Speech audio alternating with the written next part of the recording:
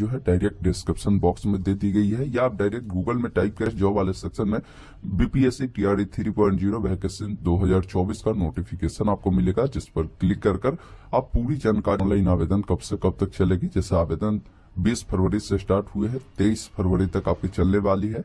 Application fee की जानकारी दी गई है, डॉक्यूमेंट के बारे में बताया गया, आपकी पात्रता क्या होगी, किस कक्षा के लिए, उसके बारे में बताए गए हैं। नीचे जब आप आएंगे डायरेक्ट ऑनलाइन अप्लाई का यहाँ पर आपको लिंक दिए गए हैं, आप इस पर क्लिक करेंगे और नोटिफिकेशन डाउनलोड करना है तो यहीं से नोटिफिकेशन को भी डाउनलोड कर सकते हैं।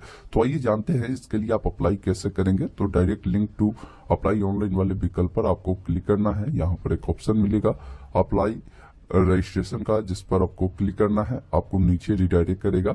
जहां पर देखेंगे एक ऑप्शन मिलेगा यहाँ पर अप्लाई ऑनलाइन का, जिस पर आपको क्लिक करना है। जैसे आप यहाँ पर क्लिक करते हैं आपके सामने जो इनका फॉर्म है, रजिस्ट्रेशन फॉर्म खुलता है, जिसमें सबसे पहला काम करना होगा कि आपका जो भी फर्स्ट नेम होगा इस बॉक्स में डालना है, मिडिल नेम होगा तो इस बॉक्स में, लास्ट नेम होगा तो इस बॉक्स में। अब काफी सारे कैंडिडेट यहाँ पर भी कंफ्यूज हो जाते हैं। जैसे first name, middle name, last name क्या होता है समझ लीजिए। जैसे किसी का नाम सिर्फ 2 अक्षर का, जैसे राम कुमार किसी का सपोज करिए नाम है, तो राम उनका फर्स्ट नेम होगा, लास्ट नेम कुमार हो जाएगा। अब यही किसी का नाम राम कुमार शर्मा है तो राम उनका फर्स्ट नेम हो जाएगा, कुमार उनका मिडिल नेम हो जाएगा, लास्ट नेम उनका शर्मा हो जाएगा। इस अकॉर्डिंग जानकारी को फिल करनी है। बाकी जो फादर का नाम होगा इस कॉलम में भरना है। कोई विवाहित महिला है तो उनके हस्बैंड का जो नाम होगा आप यहाँ पर फिल करेंगे। यहाँ पर उनके माता जी का जो नाम होगा फिल करेंगे। अब यहाँ से आप कोई भी एक आईडी कार्ड दे सकते हैं। यहाँ पर आधार कार्ड है, आधार कार्ड को अगर चुनते हैं तो आपको आधार नंबर देनी होगी और आधार कार्ड का आगे और पीछे वाला जो साइड है उसको स्कैन कर पीडीएफ बनाकर यहाँ पर अपलोड करने होंगे। अगर कोई कैंडिडेट आधार कार्ड नहीं देना चाहते तो अब जैसे ही यहाँ से पैन कार्ड को चुनते हैं तो बताया जा रहा है कि इसके लिए आपको एडिशनल 200 रुपया जो है देना होगा। ये 200 रुपया एडिशनल है। मान लीजिए अगर आपका फीस 750 लगता है तो 950 आपको देने होंगे अगर आधार कार्ड नहीं देंगे तो बेटर यही है कि आप आधार कार्ड ही दीजिए, या ड्राइविंग लाइसेंस भी देंगे तो 200 अतिरिक्त पैसा आपको देने पड़ेंगे। नीचे आना है, यहाँ पर बोला गया कि आप भारतीय नागरिक है तो आपको इस वाले विकल्प पर क्लिक करना है। अगर आप परमानेंट बिहार के निवासी है, मतलब आपका राज्य जो है बिहार ही है, तो आप यहाँ पर यस करेंगे। यस करेंगे तो आपको बताना होगा कि आपका जो निवास सर्टिफिकेट है उसका नंबर क्या है, आप यहाँ पर दीजिए। बताएंगे कि जो सर्टिफिकेट आपने बनवाया है निवास प्रमाण पत्र वो किस महीने में बनवाया है और यहाँ पर कौन सा डेट को आपने बनवाया है वो और साल को यहाँ पर आप बताएंगे और उस निवास प्रमाण पत्र को पीडीएफ फॉर्मेट में यहाँ पर अपलोड करेंगे। अब यहाँ पर बताना है कि अगर कोई कैंडिडेट बिहार के है, वो रिजर्व कैटेगरी से आते हैं, जैसे यहाँ पर नो है तो नो करेंगे तो इसमें से कोई भी कैटेगरी आपका सेलेक्ट नहीं होगा। तो इसका मतलब है कि ये जो कैटेगरी आपको नीचे दिख रहा है ये रिजर्व कैटेगरी में है। जैसे ही आप यहाँ पर एस करते हैं तो देखिए आपका ईडब्ल्यूएस भी सेलेक्ट होता है, एससी भी सेलेक्ट होता है, एससी भी, ईबीसी भी और बीसी भी। मतलब सिर्फ जनरल को छोड़कर बाकी जो भी कैटेगरी दिखा रहा है ये रिजर्व कैटेगरी में आता है। तो आप अपना कैटेगरी जो होगा उससे आपको चयन करना है। दोस्तों ये बताइए, तो काफी सारा यहाँ पर लिस्ट है जिसमें बहुत सारे लोग जो है अलग अलग कास्ट से होते हैं। जैसे कोई सूरी होते हैं, कोई बनिया होते हैं, कोई यादव होते हैं। तो जो आपका जाति होगा, जाति का नाम होगा, उससे आप इस प्रकार चयन करेंगे। और आपने जो, जैसे हमने यहाँ पर बीसी चुना है, अगर आप ईबीसी भी चुनेंगे तो आपको यहाँ पर एनसीएल सर्टिफिकेट मांगा जाएगा। तो एनसीएल सर्टिफिकेट नंबर आपको यहाँ पर देना होगा और सर्टिफिकेट कब बना है वो इश्यू डेट आपको यहाँ से क्या करना है, पहले महीना और जो डेट होगा उसे यहाँ से चाहे तो साल को भी बढ़ा घटा सकते हैं और जो डेट है उससे आप इस प्रकार चयन कर बताएंगे। बाकी जो सर्टिफिकेट बना है आपका एनसीएल वो बिहार से ही बना है या अदर स्टेट से, तो उसकी जानकारी बताएंगे और एनसीएल सर्टिफिकेट को अपलोड करना है। कोई कैंडिडेट देखिए यहाँ पर अगर एससी है तो एससी को यहाँ पर बताया गया है कि आप अपना जो है जाति का नाम बताइए और आपको सिर्फ कास्ट सर्टिफिकेट बोला है कि देने के लिए। अगर यही कोई ईडब्ल्यूएस वाले हैं तो इनको ईडब्ल्यूएस सर्टिफिकेट बोला गया। तो देख रहे हैं आप कैटेगरी को जब चुनेंगे उसके अकॉर्डिंग बताएगा कि क्या कौन सा सर्टिफिकेट आपको देना है, ये ध्यान रखिएगा और सर्टिफिकेट को जरूर अपलोड। तो उनसे इतने डिटेल मांगी जा रही है। अगर कोई कैंडिडेट बिहार के बाहर वाले हो फॉर्म को भरते हैं तो यहाँ पर आपसे जो बोला गया बिहार के निवासी है तो यहाँ पर आप नो कर दीजिएगा। नो करेंगे तो यहाँ पर देखिए आप जो है ऑलरेडी जनरल में चले जाते हैं। यहाँ पर आपका एस नहीं होगा और नहीं आपका जाति जो है सेलेक्ट होगा। तो इसको लेकर घबराना नहीं है। आप अदर स्टेट वाले हैं फॉर्म को तो भर सकते हैं लेकिन जनरल के थ्रू ही काउंट किए जाएंगे। नीचे आना है, यहाँ पर आपकी शादी हो चुकी है तो मैरिड अन्यथा अनमैरिड वाले विकल्प पर क्लिक करेंगे। आपका जेंडर क्या है, आप लड़का या लड़की है, उसकी जानकारी देनी है। अगर आपका जो दादा नाना ये सब फ्रीडम फाइटर है तो आप बता सकते हैं, यहाँ पर यस करेंगे, नहीं है तो आप करेंगे। यस करेंगे तो आपको बताना होगा कि किस प्रकार आपके पास दिव्यांगता है, दिव्यांगता सर्टिफिकेट नंबर बताइए, इश्यू डेट बताइए, और जो आपने ये प्रमाण पत्र बनाया है चिकित्सा महाविद्यालय एवं हॉस्पिटल का नाम बताया कि कहाँ से आपने बनवाया है। हो सकता है इसमें आपका नाम ना मिले हॉस्पिटल का, तो यहाँ पर ऑप्शन मिलता है अदर गवर्नमेंट मेडिकल कॉलेज से अगर बना हो, या अन्य कई सारे ऑप्शन हैं, आप अपने अकॉर्डिंग इसमें से जो होगा उससे आप बताएंगे। अगर आप नहीं है इस प्रकार के कैंडिडेट, आप नो करेंगे, ये जानकारी भरने की जरूरत आपको नहीं होगी। कोई एक्स सर्विसमैन है तो इस करेगा, अन्यथा नो वाले विकल्प पर क्लिक करेगा। यहाँ पर बोला गया कि पंचायती राज संस्थान एवं नगर निकाय संस्थान अंतर्गत नियुक्त एवं कार्यरत जो शिक्षक है वो यहाँ पर इस करेगा। अगर आप इस करते हैं तो आपको बताना होगा कि आप किस पद पर है, स्कूल का क्या नाम है, डिस्ट्रिक्ट आपका कौन सा है, जहां भी आप पढ़ा रहे हैं वो सब जानकारी देनी है। और यहाँ पर जो भी आपका एनओसी या ज्वाइनिंग लेटर में सर्टिफिकेट नंबर होगा उससे आपको देना है, इश्यू डेट देना है कि कब वो सर्टिफिकेट इश्यू हुआ था, और जो भी आपका ये एनओसी होगा या ज्वाइनिंग लेटर होगा उसको स्कैन कर यहाँ पर पीडीएफ फॉर्मेट में आप यहाँ पर अपलोड कर दीजिएगा। बाकी जब नीचे आएंगे सबसे महत्वपूर्ण जानकारी यहीं से आपको पूछी जाती है।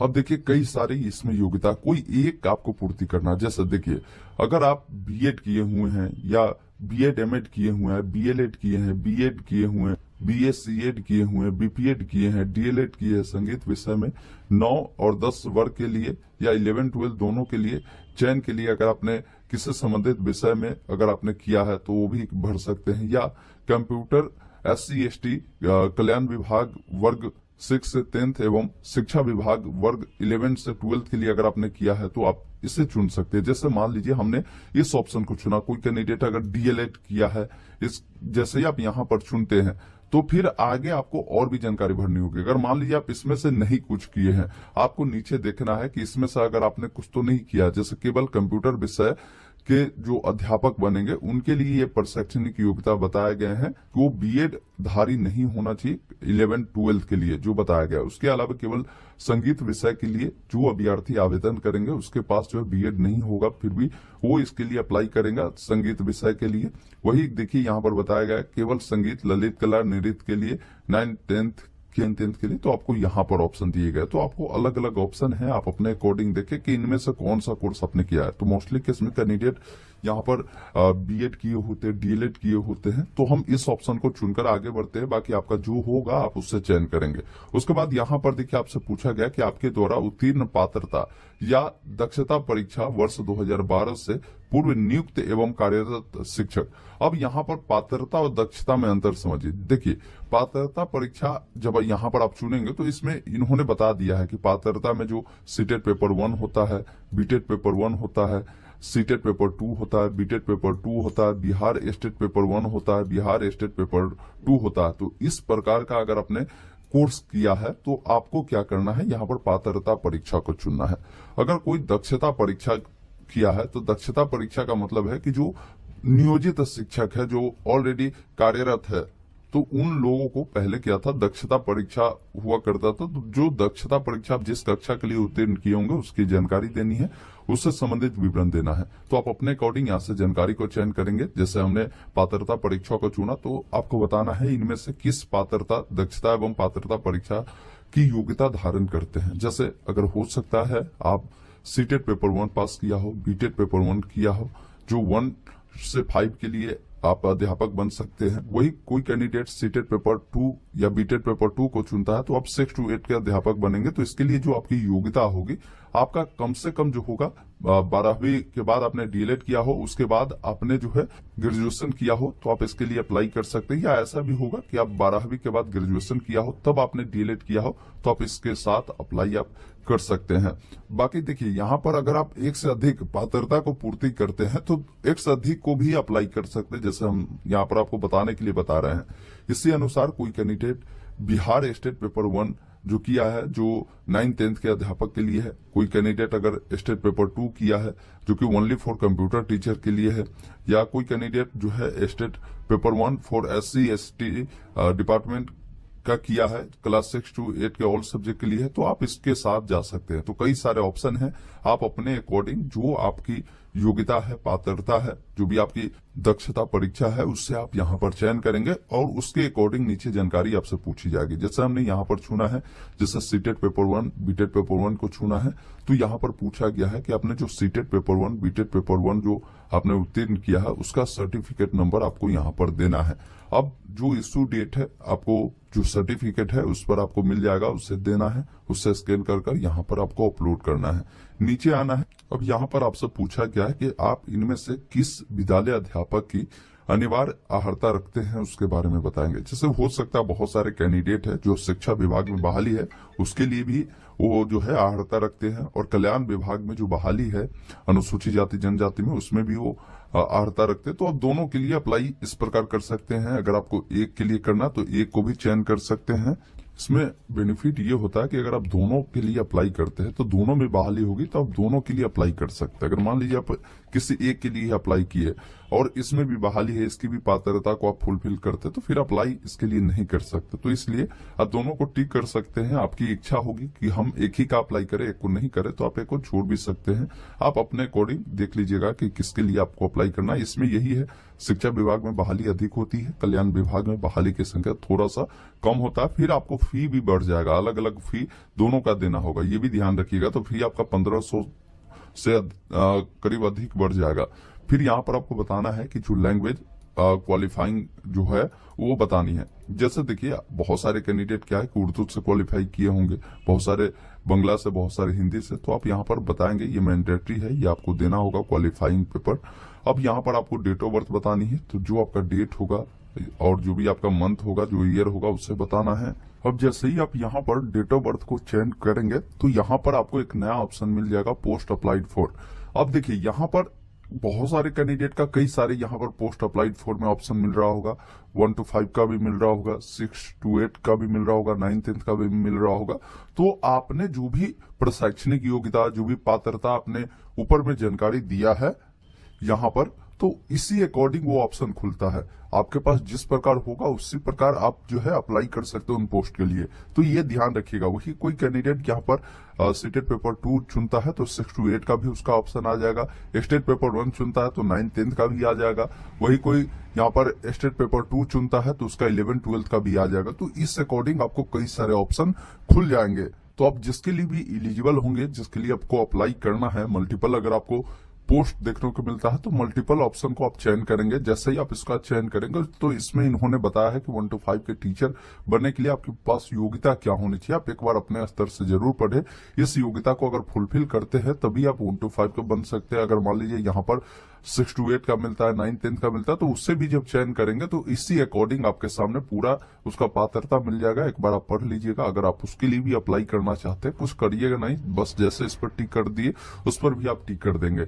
अब यहाँ पर आपको सब्जेक्ट सेलेक्ट करना है। तो सब्जेक्ट में देखेंगे 1 to 5 के लिए 3 ऑप्शन है, उर्दू है, बंगला है, सामान्य है। आप जो भी रखना चाहते हैं वो आप यहाँ से चयन करेंगे। अब आपका जो भी एड्रेस होगा, एड्रेस की जानकारी भरेंगे। आप कहेंगे कि सर वैकेंसी कितनी है, किस कक्षाओं के लिए, तो इसकी जानकारी अभी तक अपडेट नहीं की गई है। हो सकता है आजकल में इसकी ऑफिशियल नोटिफिकेशन जारी कर दे, कैटेगरी वाइज या हो सकता है क्लास वाइज बता दे कि इस कक्षा के लिए इतनी बहाली आपकी होने वाली है। तो आप ये भी कर सकते हैं, 1-2 दिन वेट कर लीजिए। जब वैकेंसी आपको क्लियर पता चल जाए तो आप डिसाइड कर लीजिएगा कि किस किस के लिए अप्लाई करना है। अगर एक से अधिक पोस्ट के लिए आप अप्लाई करना चाहते हैं तो, क्योंकि आपको फी फिर अधिक लग जाएगा अगर ज्यादा कक्षाओं के लिए आप अप्लाई करेंगे तो। अब जो भी करस्पॉन्डेंस एड्रेस है, मतलब अभी यहाँ पर रह रहे होंगे, वो एड्रेस बताएंगे। एड्रेस 1 में जिस अनुसार है, एड्रेस 2, एड्रेस 3 में स्टेट बताएंगे, और जो भी डिस्ट्रिक्ट होगा बताएंगे, पिन कोड को बताएंगे। किसी का करस्पॉन्डेंस और परमानेंट दोनों सेम है तो आपको यहाँ पर ऑप्शन नहीं दिए गए हैं, लेकिन आपको मैनुअली ही भरना होगा। जो आपका परमानेंट एड्रेस है उससे आप बताएंगे।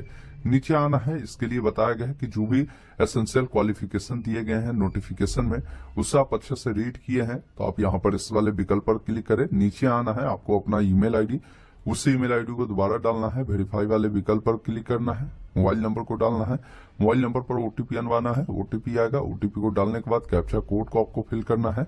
एक ऑप्शन मिलेगा सबमिट रजिस्ट्रेशन फॉर्म का, जिस पर क्लिक करना है। इस प्रकार आपका जो रजिस्ट्रेशन है वो कंप्लीट होता है। आपको registration number, user ID, password मिल चुका है। इससे आप नोट कर जरूर रख लेंगे। अब लॉगिन करने के लिए पुनः डायरेक्ट लिंक अप्लाई वाले जो लिंक दिए गए हैं जिस पर आपको क्लिक करना है, थोड़ा सा वेट करेंगे। नीचे आपको आना है, जो आपको यूजर आईडी मिला है उससे डालेंगे, पासवर्ड जो मिला है उससे डालेंगे, कैप्चा कोड को डालना है, लॉगिन वाले विकल्प पर क्लिक करना है।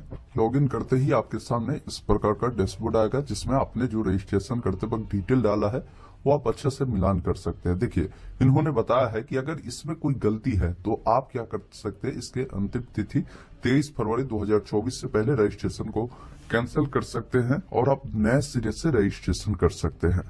अगर आपका सारा डिटेल सही है तो आपको एक ऑप्शन मिलता है क्लिक हियर फॉर पेमेंट का, जिस पर आपको क्लिक करना है। अब जितना पेमेंट आप पर लगता है कैटेगरी के अकॉर्डिंग वो आपको देखने को मिलेगा। एक ऑप्शन मिलेगा प्रोसीड का, जिस पर क्लिक करना है। ओके वाले विकल्प पर आपको क्लिक करना है। थोड़ा सा वेट करेंगे, आपको पेमेंट गेटवे पे रिडायरेक्ट करेगा। पेमेंट करने का कई सारे ऑप्शन है, नेट बैंकिंग है, डेबिट कार्ड है, क्रेडिट कार्ड है। जैसे हमने यहाँ पर डेबिट कार्ड को चुना और यहाँ पर देखिए बोला गया है एक ऑप्शन है आप प्रोसीड नाउ का, जिस पर आपको क्लिक करना है। जिनके नाम से कार्ड है उनका नाम डालेंगे, कार्ड नंबर डालेंगे, एक्सपायरी मंथ जो ईयर है, सीवीवी है, उससे डालने के बाद एक ऑप्शन कंटिन्यू का मिलेगा जिस पर क्लिक करना है। अब जैसे ही आप पेमेंट को पूरा करेंगे आपके सामने यहाँ पर देखेंगे एजुकेशन डिपार्टमेंट एप्लीकेशन फॉर्म का ऑप्शन आ जाएगा। आप इस पर क्लिक करेंगे, उसके बाद थोड़ा सा वेट करेंगे। यहाँ पर देखिए आपको ध्यान रखना आपके सिस्टम में वेब कैमरा होना चाहिए, नहीं है पहले वेब कैमरा लगाते हैं। उसके बाद यहाँ पर क्या करना, ओके वाले विकल्प पर क्लिक करना है क्योंकि लाइव फोटो आपका कैप्चर किया जाता है। उसके बाद यहाँ पर आपको टाइमिंग चलता हुआ देखने को मिलेगा। आपको यहाँ पर इसी टाइमिंग में फॉर्म को आपको पूरा कंप्लीट करना होगा। नीचे देखेंगे जो जानकारी आपने फिल किया वही जानकारी आपका फिलअप रहता है। नीचे कुछ जानकारी आपसे पूछी जाएगी। आप नीचे नेक्स्ट वाले विकल्प पर जब क्लिक करेंगे तो अगले पेज में कुछ जानकारी यहाँ पर देखिए आपसे पूछा जाता है। जैसे सबसे पहले आपको कैमरा का एक्सेस देना है, जो पात्रता या दक्षता परीक्षा उत्तीर्ण किया उसके बारे में जो जानकारी दिया है उसकी जानकारी आपको देखने को मिलता है। नीचे आएंगे पर शैक्षणिक योग्यता आपने जो भी फिल किया होगा वो आपको देखने को मिलता है। जिस कक्षा के लिए आपने अप्लाई किया है वो देखने को मिलेगा, उसका सब्जेक्ट आपको देखने को मिलता है। अब जैसे यहाँ पर विद्यालय अध्यापक के लिए जो आपने अप्लाई किया क्लास 6 to 8 के लिए, तो इसके लिए जो भी शैक्षणिक और प्रशैक्षणिक योग्यता होगी उसके बारे में आपको जानकारी देना है। एरो वाले विकल्प पर क्लिक करेंगे तो आपको बताना है कि आपके पास किस प्रकार की योग्यता है। हो सकता है आपने स्नातक किया हो, उसके बाद डीएलएड किया हो, या बहुत सारे कैंडिडेट ऐसे होंगे जो हो सकता है पहले 12वीं पास किया हो, फिर डीएलएड किया हो, फिर स्नातक किया हो। तो कुछ भी हो सकता है। आप जिस अनुसार अपनी योग्यता को पूर्ति करते हैं आप उसकी जानकारी यहाँ से चयन करेंगे। अब उसके बाद आप नीचे जब आप आएंगे तो आपको प्रायोरिटी देना है। इसका मतलब ये है कि मान लीजिए आपने 1 to 5 के लिए भी अप्लाई किया, 6 to 8 के लिए भी अप्लाई किया, तो आप क्या चाहते हैं कि पहले किसमें आपकी ज्वाइनिंग हो, जो भी आप यहाँ पर देंगे वो आप चयन कर सकते हैं। जैसे आपके सामने 2-3 ऑप्शन खुलेंगे, आप जितने यहाँ पर कक्षाओं के लिए अप्लाई किया होगा, क्योंकि हमने एक ही के लिए अप्लाई किया तो एक ही ऑप्शन है इसलिए हमने एक डाला है। आपके पास कई सारे ऑप्शन होंगे तो आप अपने अनुसार जो है अपना प्रायोरिटी जो है दे देंगे। उसके बाद एक ऑप्शन नेक्स्ट का मिलेगा जिस पर क्लिक करना है। अब आपको अगले पेज पे रिडायरेक्ट करेगा जहां पर आपको बोला गया कि डिस्ट्रिक्ट का प्रायोरिटी आपको देना है। तो 1 नंबर में जो डिस्ट्रिक्ट रखना चाहते हैं उसे देंगे, 2 नंबर में जिससे रखना चाहते हैं, 3 नंबर में जिससे रखना चाहते हैं आप उससे यहाँ से चयन करेंगे। अब यहाँ पर मैट्रिक की डिटेल आपको बोली गई है डालने के लिए, तो मैट्रिक की जो सर्टिफिकेट की डिटेल होगी, सर्टिफिकेट नंबर उससे डालेंगे, इशू डेट डालेंगे। और यहाँ पर ध्यान रखेंगे मैट्रिक के सर्टिफिकेट बोले गए तो उससे ही पीडीएफ फॉर्मेट में 200 केबी में पीडीएफ फॉर्मेट में ही यहाँ पर आपको अपलोड करना है। 12 नंबर में बोला गया है कि उम्मीदवार के शरीर में कोई ऐसा पहचान चिन्ह हो सकता है जो कटा का हो, जला का हो, उसके बारे में जानकारी आपको यहाँ पर देनी है। उसके बाद